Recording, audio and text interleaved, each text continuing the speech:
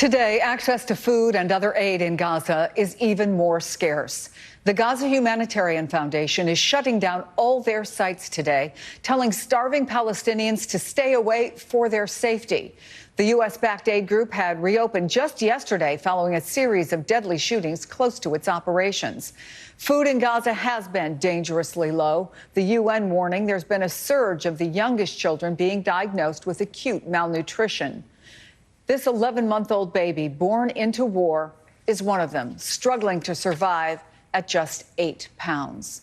It's all a nightmare on replay. One 14-year-old girl tells our team on the ground, quote, "We are exhausted. We have no food or water. Someone needs to stop this war. Before all of this, I lived a happy life like any child. But now I've lost my childhood. I spend my days packing for the next displacement, fetching water for my family, trying to find food. My life has completely changed." Joining me now from inside Gaza, UNICEF spokesperson James Elder. I know, James, you've returned to Gaza again and again. I'm sure the story that was just so heartbreakingly told by that little girl is not unfamiliar to you. But what are you seeing this latest time that you've gone there?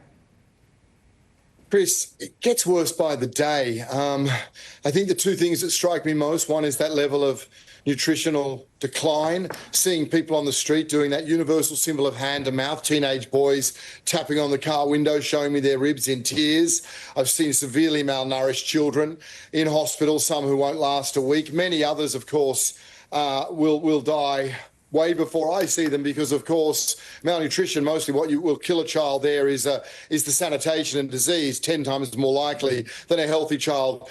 More bombardment. The other thing, of course, is just the level of bombardments and attacks that continue. Chris, it's been good in the last couple of weeks. There's been some international pressure on the malnutritional situation. It seems that we have these blockades. It's been 3 blockades in Gaza, all for about 90 days. And then as the risk of famine becomes very, very real, those blockades are reduced a little bit. And then the risk comes back.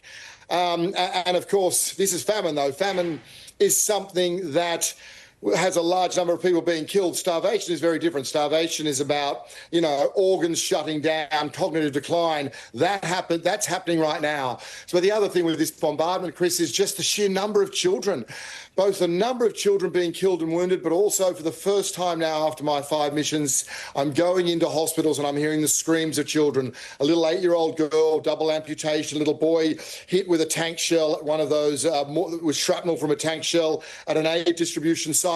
They don't have the medicines. They don't have the painkillers. So hospitals and children are just these blood-curdling cries from girls and boys. We're watching on the other side of our screen a little girl who had been playing the day before, and now she's paralyzed from the waist down.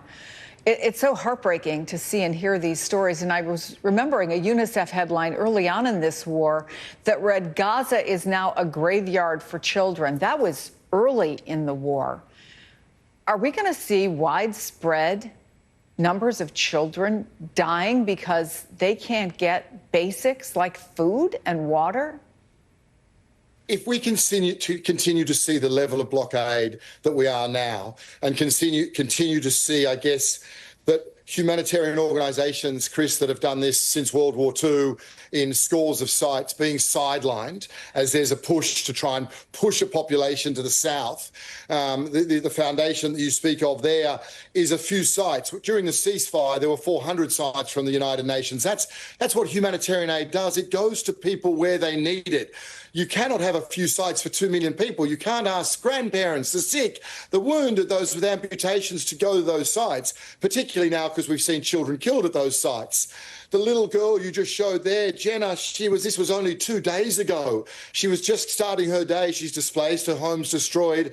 When an airstrike hit, she's paralysed from the waist down, but she hit the floor, unable to move, but her eyes were open. She watched her friend die in front of her. So yes, right now the world's attention is increasing a little bit on this deprivation and malnutrition. But at the same time, Chris, it seems that the mass casualties is something the world no longer dwells on. We've got 50,000 girls and boys who've been killed or injured here. 2,000 children have been killed since the ceasefire ended. It's astronomical. And somehow it's matched, as I say, in hospitals, those children who survive an air attack and have these horrendous wounds, still open wounds as I see, or fourth-degree burns, are unable to leave. They're denied medical evacuation and they're denied the painkillers to enter here. It's gone way past the pale. In our final minute, we only have a minute, can I ask you to talk about something that you said in a recent video, is that this has all become normalized. This is not normal. Talk about the desperation that the families feel, the parents, grandparents, as you describe it, and that you and the people who work there must feel. No, absolutely. This is not a tragedy we couldn't stop. It is one that somehow the world is starting to live with. The people here, they're in utter survival mode. I've never been to a place where you can safely say, with no embellishment whatsoever, that every single child needs mental health support.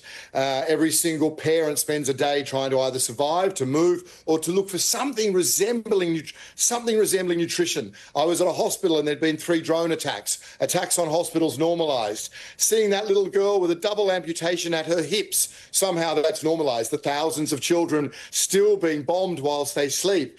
And this denial of aid to put us to the brink of famine, but knowing people are starving, knowing children's bodies are starting to eat their own organs, somehow normalised.